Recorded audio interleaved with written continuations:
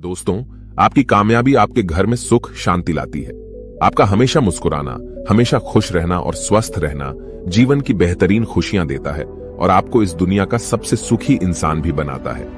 आज की जो कहानी मैं आपको सुनाने जा रहा हूं, इस कहानी में सारी दुनिया का ज्ञान समाहित है और सभी मुसीबतों का समाधान भी है। इसलिए इस कहानी को आप अंत तक जरूर देखिएगा।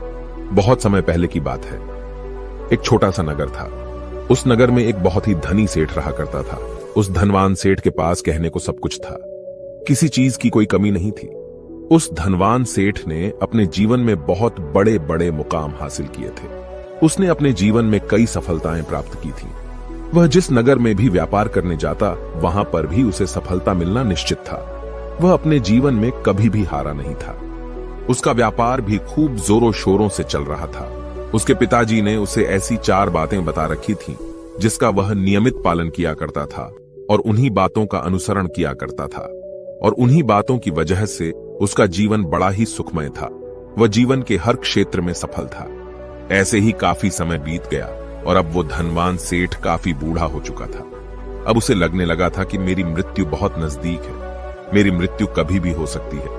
और वह जानता था कि उसका बेटा बहुत भोला है, बहुत नादान है।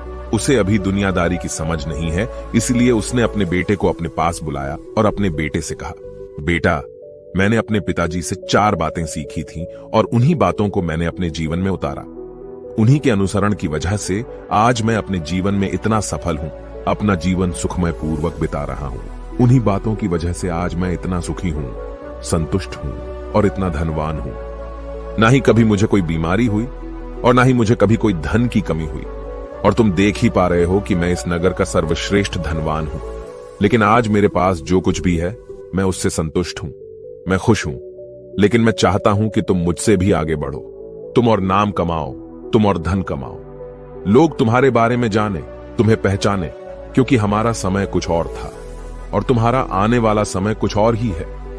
उस धनवान सेठ ने अपने बेटे को अपने और करीब बुलाया और उससे कहने लगा, बेटा, आज मैं तुमको दुनिया की ऐसी 4 महत्वपूर्ण बातें बताने जा रहा हूं जो मुझे मेरे पिताजी ने बताई थी और इसी के कारण आज मैं इतना सफल हूं। यदि तुमने इन सभी बातों को अपने जीवन में उतार लिया, इनका नियमित तौर पर पालन किया, इनका अनुसरण किया, तो तुम भी अपने जीवन में बहुत धनवान बन जाओगे, अपने जीवन को बहुत सुखमय तौर पर बिताओगे।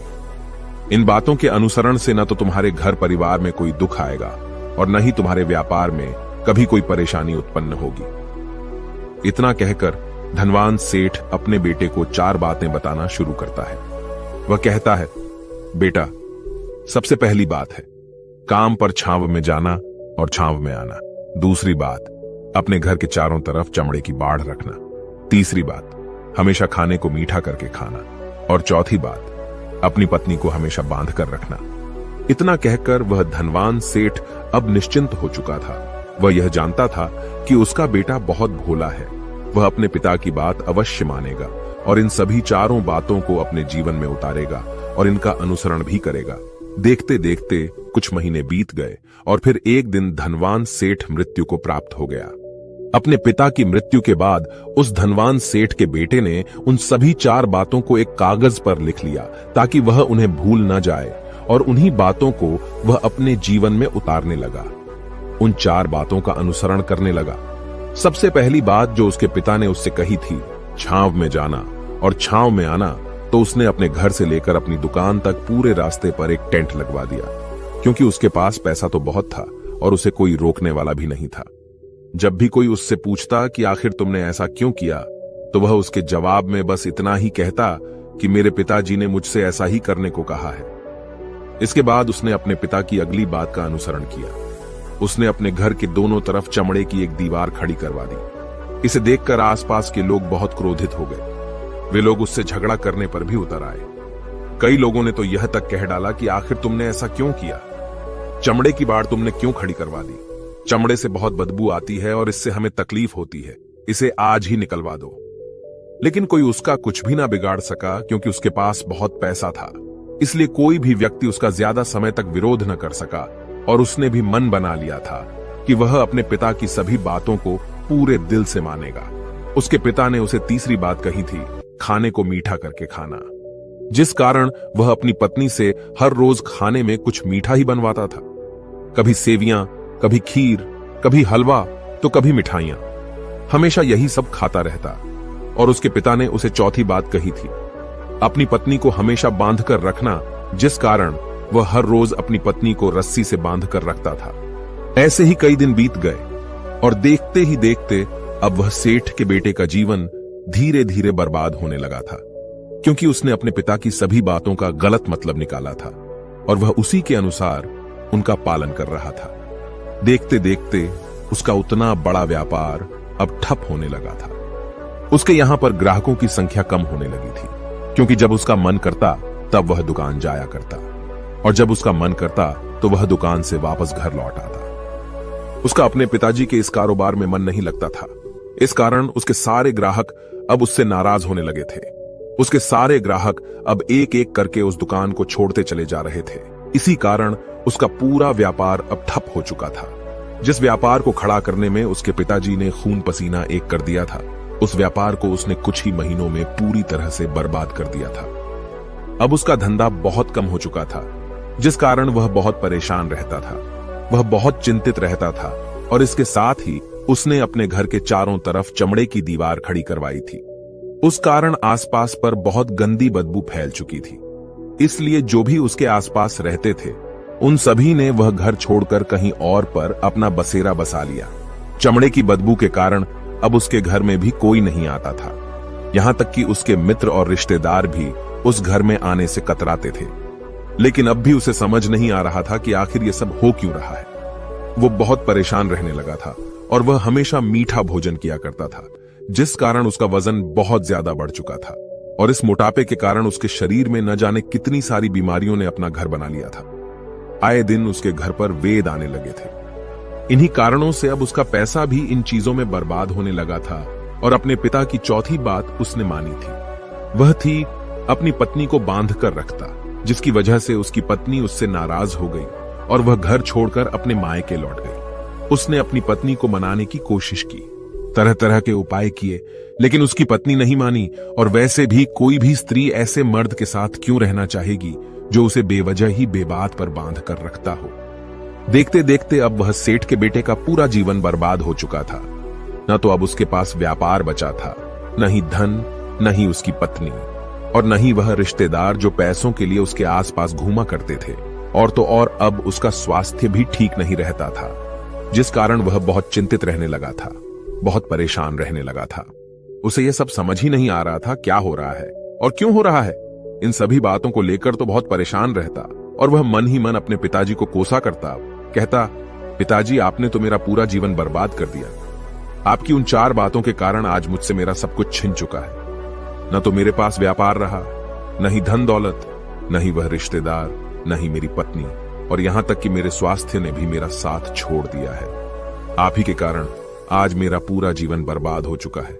यदि मैंने आपकी वह 4 बातें न मानी होती, यदि मैंने उन्हें अपने जीवन में न उतारा होता, तो आज मैं एक सुखमय जीवन जी रहा होता। आपकी इन 4 बातों पर चलकर मुझे क्या मिला? मैंने एक आज्ञाकारी बेटे की तरह आपकी सारी बातें भली भांति मानी, उन पर यकीन किया, उनका अनुसरण किया। लेकिन मैं ही मूर्ख था जो मैंने आपकी उन बातों पर आंख बंद करके यकीन कर लिया। इतना कहकर वह फूट फूट कर रोने लगा। तभी उसे एक दिन पता चला कि उसके पास के नगर में एक साधु आए हुए हैं और वह साधु सभी की समस्याओं का हल बताते हैं। चाहे कैसी भी समस्या हो, वह उसका निवारण अवश्य करते हैं। यह सुनकर उसने सोचा कि चलो एक बार मिलकर देखता हूं, हो सकता है कि मेरी भी समस्या का समाधान मुझे मिल जाए। इस आशा के साथ वह उन साधु के पास पहुंचा। वहां पहुंचकर सीधा उनके चरणों में जा गिरा और जोर जोर से रोने लगा। वह कहने लगा, हे गुरुवर, अब आप ही मुझे बचा सकते हैं। मेरे पिताजी ने तो मेरा पूरा जीवन बर्बाद करके रख दिया। आज मेरी जो भी स्थिति है वह सब मेरे पिताजी के कारण ही है। मेरे पिताजी ने मुझे जैसा कहा मैंने वैसा ही किया। हमेशा एक अच्छे बेटे की तरह उनकी सारी बातें मानी, अपने सारे फर्ज निभाए, और देखिए मेरे पिताजी ने मेरे साथ क्या किया। मरते मरते भी वह मुझे गलत बात सिखा गए और उसका खामियाजा मुझे आज भुगतना पड़ रहा है, क्योंकि मैंने उनकी सभी बातों को अपने जीवन में उतारा, उनका अनुसरण किया, और देखिए आज मेरे साथ क्या हो गया। मेरा तो पूरा जीवन ही बर्बाद हो गया। मैं अब तक यह नहीं समझ पाया कि मेरे पिताजी ने मेरे साथ ऐसा क्यों किया। क्या मैंने उनके साथ कुछ गलत किया था? इतना कहकर वह उन साधु के सामने और भी जोर जोर से रोने लगा। तभी वह साधु महाराज उस सेठ के बेटे से कहते हैं, बेटा चुप हो जाओ, पहले मुझे अपनी सारी बात तो बताओ। आखिर तुम्हारे साथ क्या हुआ है? तुम इस तरह से क्यों रो रहे हो? तुम्हारी इस परेशानी का क्या कारण है? उन साधु के इतना कहने पर उस सेठ के बेटे ने पर्ची उन साधु के हाथ में रख दी, जो उसने अपने पिता की मृत्यु के बाद लिख रखी थी, जिसमें उसने अपने पिता की चारों बातें लिखी थी। उन साधु ने पर्ची ली और उसे पढ़ने लगे, और उन्होंने जैसे ही वह पढ़ा, वह जोर जोर से हंसने लगे, और वह उस सेठ के बेटे से कहते हैं, तुम कितने बड़े मूर्ख हो। तुम्हारे पिता ने तो तुम्हें दुनिया का सारा ज्ञान दे दिया, लेकिन तुम उसे समझ नहीं पाए। तुम उसका सही तरह से पालन नहीं कर पाए और कहते हो कि तुम्हारे पिता ने तुम्हें गलत राह दिखाई है, तुमने गलत संदेश दिया है। तुम्हारे पिताजी तो तुम्हारी परीक्षा ले रहे थे कि तुम उनकी बातों को समझ पाते हो या नहीं, तुम उनकी बातों का सही मतलब निकाल पाते हो या नहीं। यदि वह चाहते तो इसका मतलब तुम्हें अच्छी तरह से बता सकते थे, लेकिन वह चाहते थे कि तुम इन बातों का मतलब खुद से जानो, खुद से समझो कि इन बातों का क्या अर्थ है। लेकिन अब तो ऐसा प्रतीत होता है कि मानो तुम्हारी बुद्धि बिल्कुल भ्रष्ट हो चुकी है। तुमसे बड़ा मूर्ख मैंने आज तक नहीं देखा। जिसके पास दुनिया का इतना बड़ा ज्ञान हो, वह भला इतनी बड़ी मूर्खता कैसे कर सकता है? तुम्हारे पास कोई ज्ञान नहीं है, तुमने कोई भी ज्ञान अर्जित ही नहीं किया। अगर तुम इन बातों का सही मतलब समझ चुके होते तो तुम भी अपने जीवन में अपने पिता की तरह ही सफल होते, खुश होते, और तुम्हारा जीवन सुखमय तरह से बीत रहा होता। लेकिन तुम इतने बड़े मूर्ख हो कि तुमने अपने पिता की बातों का गलत मतलब निकाल लिया। उन बातों के मतलब के बारे में तुमने सोचा तक नहीं। उन्होंने जैसा कहा तुमने वैसा करना शुरू कर दिया। यदि तुम्हें उन बातों का अर्थ नहीं पता चल रहा था तो तुम किसी ज्ञानी से मिल सकते थे, तुम उससे उस बात का मतलब निकाल लेते। लेकिन जैसा तुमने अपने पिता की इन बातों को समझा है, इसका मतलब वैसा नहीं है। इस पर वह धनवान सेठ का बेटा कहता है, हे गुरुवर, आप क्या कहना चाहते हैं? क्या मैं अपने पिता की बातों को सही नहीं समझ रहा? और वैसे भी इसमें समझने लायक है क्या? उन्होंने तो सब कुछ साफ साफ ही बताया था और मैंने उन्हें अपने जीवन में उसी तरह से उतार लिया। तो फिर मैंने गलत क्या किया है? इस पर गुरुवर एक बार फिर मुस्कुराने लगे और उस सेठ के बेटे से कहते हैं, बेटा, ये जो बातें लिखी गई हैं, इन बातों के पीछे एक गहरा अर्थ है जिसे तुम समझ नहीं पाए। इसी कारणवश तुमने यह मूर्खता कर दी और इसी कारणवश तुमने अपना पूरा जीवन बर्बाद कर लिया। लेकिन अब भी कुछ नहीं बिगड़ा, अब भी तुम्हारे पास बहुत समय है। यदि तुम चाहो तो अब से मेहनत करके भी तुम अपने जीवन में एक बार फिर से वह खुशहाली व समृद्धि सब कुछ हासिल कर सकते हो। इस पर वह सेठ का बेटा कहता है, ठीक है, कृपया करके मुझे उन चारों बातों का मतलब समझाइए। आखिर उन चार बातों का क्या अर्थ है? इस पर साधु सेठ के बेटे को कहते हैं, तुम्हारे पिताजी ने तुमसे कहा था काम पर छांव में जाना और छांव में आना। इसका मतलब यह है सूर्य निकलने से पहले ही तुम दुकान पर पहुंच जाना और सूर्यास्त होने के बाद ही तुम वापस घर आना, जिससे तुम्हें दुकान पर अधिक से अधिक समय मिल पाएगा। तुम उस काम को अच्छी तरह समझ पाओगे, उस काम को अच्छी तरह से कर पाओगे, उस काम को बढ़ाने में तुम अपना दिमाग लगा पाओगे और तुम अपने काम में तरक्की कर पाओगे। लेकिन तुमने तो इसका गलत ही मतलब निकाल लिया। तुमने तो अपने घर से लेकर दुकान तक एक ऐसा टेंट लगवा दिया जिससे तुम छांव में आ सको और छांव में जा सको। अब तुम ही बताओ, क्या तुमने अपने पिताजी की इन बातों का सही मतलब समझा था? यह सुनकर वह सेठ का बेटा जोर जोर से रोने लगा और कहने लगा, हे गुरुवर, मेरी ही गलती थी। मैंने अपने पिता की इन बातों का गलत मतलब निकाला और इसी कारणवश आज मैं पूरी तरह से बर्बाद हो चुका हूं। मैं ही सबसे बड़ा मूर्ख था। मेरे पिताजी ने तो मुझे इतना महत्वपूर्ण ज्ञान दिया था, लेकिन मैं उस हीरे को पत्थर समझ बैठा। आगे वह सेठ का बेटा उन गुरुवर से कहता है कि गुरुवर, दूसरी बात क्या है, उसका अर्थ क्या है? आगे गुरुवर दूसरी बात का अर्थ समझाते हुए कहते हैं, चमड़े की बाड़ करवाना। इसका अर्थ यह है कि तुम अपने घर में कुत्ता या बिल्ली पालना। जब तुम अपने घर में कुत्ता बिल्ली पाल लोगे तो यह तुम्हारे घर की चारों ओर से रक्षा करेगा, जिससे तुम्हारी धन दौलत पूरी तरह से सुरक्षित रहेगी और तुम बेफिक्र होकर दुकान पर मन लगा सकोगे, बेफिक्र होकर दुकान के कामों को समझ सकोगे और तरक्की कर पाओगे। और तो और तुम्हारे मन में कभी यह भी डर नहीं होगा कि कहीं कोई चोर आकर मेरी संपत्ति न चुरा ले। चमड़े की बाड़ करवाने का असली मतलब यह है, लेकिन तुमने तो चमड़े की बाड़ करवाने का मतलब कुछ और ही निकाल दिया। तुमने तो अपने घर की 2 दीवारों को ही चमड़े से पूरी तरह से भरवा दिया, जिस कारण आसपास गंदी बदबू फैल गई। तुम्हारे आसपास के पड़ोसी भी अपना घर छोड़कर कहीं और चले गए। यहां तक कि तुम्हारे मित्र, तुम्हारे सगे संबंधी भी उस बदबू के कारण तुम्हारे घर पर आने से कतराने लगे। और अब हालत यह हो चुकी है कि ना तो तुम्हारे घर पर कोई आता है और न ही कोई जाता है। और इसी कारणवश लोग तुम्हें नापसंद करने लगे। और तुम्हारी बर्बादी का यह भी कारण है। आगे सेठ का बेटा कहता है, हे गुरुवर, यह सब तो ठीक है, लेकिन यह खाने को मीठा करके खाना, इसका क्या? मैंने इसका भी अर्थ गलत निकाला है क्या? मैंने तो अपने पिता की बातों के कहे अनुसार ही हर रोज मीठा खाया, और आज देखिए मेरा शरीर कितना वजनदार हो चुका है, जिस कारण मुझे अनेक प्रकार की बीमारियों ने घेर रखा है। क्या मैं इस बात को भी गलत समझ रहा था? इस पर वह साधु उस सेठ के बेटे से कहते हैं, हाँ, तुमने इस बात का भी गलत मतलब ही निकाला है। मीठा करके खाने का अर्थ यह है कि जब भी तुम्हें भूख तेजी से लगे तभी तुम्हें भोजन करना है, न उसके पहले और न उसके बाद। अन्यथा यदि तुम्हें भूख न लगी होगी और तुम्हें भोजन मिल जाए तो तुम उस भोजन की कभी कदर नहीं करोगे। वह रोटी तुम्हें कभी मीठी नहीं लगेगी। फिर चाहे वह भोजन कितना भी स्वादिष्ट क्यों न हो, चाहे भोजन कितना भी लाजवाब क्यों न हो, तुम उसकी कदर कभी नहीं कर पाओगे, तुम उसका सम्मान कभी नहीं कर पाओगे। किंतु जब एक व्यक्ति को जोरों की भूख लगी होती है तो उसके सामने यदि तुम सूखी रोटी भी रख दो तो भी वह उसके लिए किसी पंचमेल से कम नहीं है। वह उसे प्रेम पूर्वक खाता है, उसका आदर करता है, उसका सम्मान करता है, और वह रोटी उसे मीठी लगती है। इसीलिए तुम्हारे पिताजी ने यह कहा था कि भोजन मीठा करके खाना, जिससे तुम्हारा स्वास्थ्य भी अच्छा रहेगा। क्योंकि जब एक व्यक्ति को भूख लगी होती है और उस समय पर जब वह भोजन करता है तो वह उसके लिए एक अमृत समान होता है, और वहीं पर जब किसी व्यक्ति को भूख न लगी हो और ऐसे समय पर वह भोजन करता है तो वह उसके लिए विष समान है, वह उसे बहुत नुकसान पहुंचा सकता है। लेकिन तुमने तो इसका भी गलत मतलब निकाला था।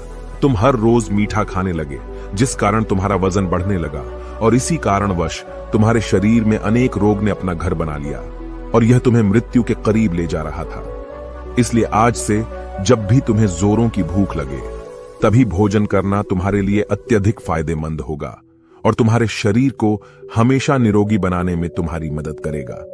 और जब भी तब भोजन की आवश्यकता न हो, तुम्हें भूख न लगी हो, ऐसे समय पर भोजन कभी ना करना। यह तुम्हारे लिए बहुत नुकसानदायक साबित होगा। और यही तुम्हारी तीसरी गलती थी, जिस कारण तुम्हारा पूरा जीवन बर्बाद हो रहा था। आगे सेठ का बेटा कहता है, चौथी बात तो बिल्कुल साफ लिखी गई है, अपनी पत्नी को हमेशा बांध कर रखना, तो इसका अर्थ भी कुछ और है। क्या मैंने इसका भी गलत मतलब निकाला है? इस पर साधु कहते हैं, हाँ बेटा, अपनी पत्नी को बांध कर रखने का अर्थ यह नहीं है कि तुम रोज रस्सी से बांध कर रखो, बल्कि इसका अर्थ तो यह है कि जब भी तुम दोनों के बीच में कोई आपसी मतभेद हो जाए, कुछ नोक झोंक हो जाए, तो तुम अपनी पत्नी पर हाथ मत छोड़ना। जब तक एक स्त्री का पति उसके साथ रिश्ते में बंधा होता है तो वह अपने रिश्तों में बंध जाती है और वह अपने रिश्ते को पूर्ण तरीके से निभाने का हर मुमकिन प्रयास करती है। और ऐसे समय पर यदि तुम्हारे बीच कुछ नोक झोंक हो जाए, कुछ गलतियां हो जाए, और ऐसे समय पर तुम उस स्त्री का हाथ नहीं छोड़ते, तो वह तुम्हें छोड़कर कभी नहीं जाएगी। लेकिन इसका अर्थ यह भी नहीं है कि तुम अपनी पत्नी पर अत्याचार करो, बल्कि तुम्हारे पिताजी यहां पर कहना चाहते थे कि जो भी कोई व्यक्ति तुम्हारे साथ किसी रिश्ते में जुड़ा हुआ है, उसे अपने रिश्ते में इस तरीके से बांध लो कि वह तुम्हारे साथ झगड़े और नोक झोंक के बाद भी नुकसान न पहुंचा सके, वह तुम्हारे साथ कुछ गलत न कर सके और तुम्हारा फायदा न उठा सके। अपने रिश्तों को हमेशा बांध कर रखना, उन्हें खुला मत छोड़ना, अन्यथा वह तुम्हारे हाथ से फिसल जाएंगे। और हम में से अधिकांश लोग अपने जीवन में यही गलतियां करते हैं और अपने नए रिश्तों को कभी समय नहीं देते, जिस कारण उनका रिश्ता उतना मजबूत नहीं हो पाता और इसी कारणवश वह अपने रिश्ते से हाथ धो बैठते हैं। और यही गलती तुमने भी की। तुमने तो अपनी पत्नी को बांध कर रखा था, तो भला वह तुम्हें कैसे माफ कर सकती है? और यही कारण है कि वह तुम्हें छोड़कर चली गई। तुमने जो अपनी पत्नी के साथ किया वह माफी के लायक नहीं है, लेकिन तुम्हें अपनी पत्नी से माफी मांगनी चाहिए क्योंकि तुमने गलत किया है। इसलिए जाओ और अपनी पत्नी से माफी मांगो, उसे वापस घर लाओ। और यही वह 4 बातें थीं जो तुम्हें तुम्हारे पिता ने समझाने का प्रयास किया था, लेकिन तुमने इन सभी बातों का गलत मतलब निकाला और इसी कारणवश तुम पूरी तरह से बर्बाद हो गए। किंतु अभी भी तुम्हारे पास बहुत समय है। यदि तुम इन सभी बातों का सही से अनुसरण करते हो तो तुम अपने जीवन में एक बार फिर से वह सब कुछ हासिल कर सकते हो जो तुमने खोया है। ये सारी बातें हमारे जीवन की पूरी परेशानियों का समाधान है। तुम किसी भी तरह से इनको देख सकते हो। यदि तुम कामयाब होना चाहते हो तो तुम्हें मेहनत करनी ही होगी। सूर्य निकलने से पहले तुम्हें अपने घर से निकलना होगा और हमेशा सूर्य के ढलने के बाद ही तुम्हें घर वापस लौटना होगा, ताकि धन दौलत को कोई तुमसे छीन न ले।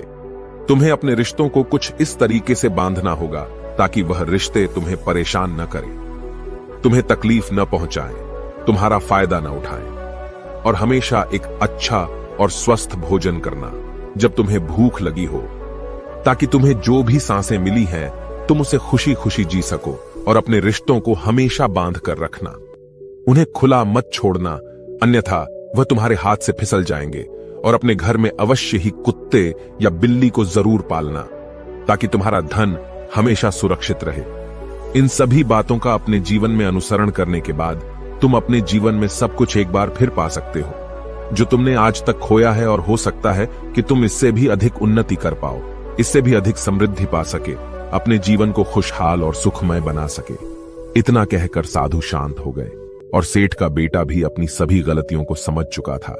उसने उन गुरु को प्रणाम किया और वापस अपने घर लौट गया। उसने उन सभी चारों बातों को अपने जीवन में उतारा, उनका सही सही अनुसरण किया।